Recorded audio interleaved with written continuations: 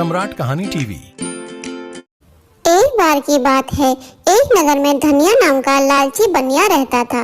उसके पास मीठे पानी का एक कुआं था।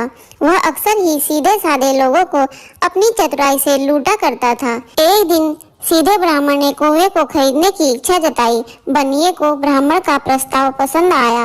उसने मन में विचार किया, क्यों न कुएं के सारे ही लाभ उठाए जाएं। यह सोचकर बनिए ने वह कुआं उस ब्राह्मण को बेच दिया। अगले दिन ब्राह्मण उस कुएं से पानी भरने पहुंचा तो बनिया ने कहा, अरे ओ ब्राह्मण रुको, तुम कुएं से पानी नहीं भर सकते। ब्राह्मण ने जवाब दिया, मान्यवर, यह कुआं तो मैंने आपसे कल ही तो खरीदा था। अब इसका मालिक तो मैं हूँ, तो भला मैं स्वयं कुएं से पानी क्यों नहीं भर सकता। ब्राह्मण की बात सुनकर बनिया बोला, याद है, कुआं तो तुम्हारा ही है, लेकिन तुम इस कुएं से पानी नहीं भर सकते। तुमने मुझसे कुआं खरीदा है, कुएं का पानी नहीं।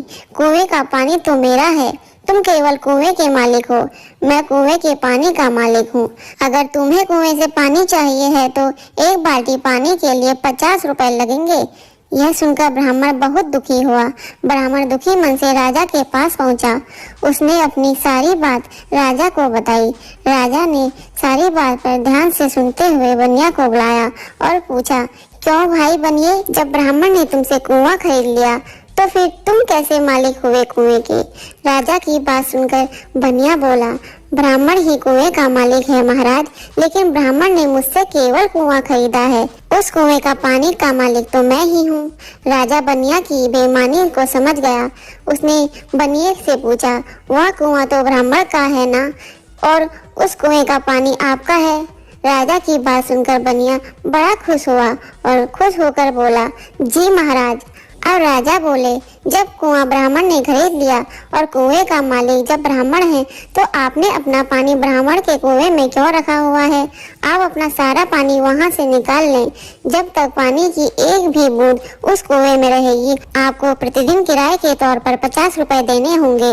राजा का न्याय सुनकर बनिया बिल्कुल हक्का पक्का रह गया और ब्राह्मण राजा के न्याय से खुश हो गया। अब बनिया को राजा की बात समझ आ गई।